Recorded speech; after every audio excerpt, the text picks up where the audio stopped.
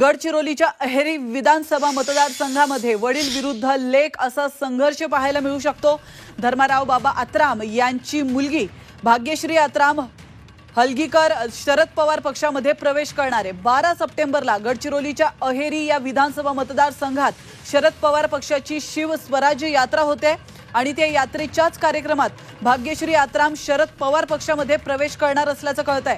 काही दिवसांपूर्वीच अनिल देशमुखांनी भाग्यश्री आत्राम शरद पवार पक्षामध्ये प्रवेश करण्याची शक्यता वर्तवली होती आणि त्याचबरोबर भाग्यश्री आत्राम यांनी शरद पवारांची ही भेट घेतल्याची चर्चा होती। अखेर त्यांच्या पक्ष प्रवेशाला आता मुहूर्त लाभलाय।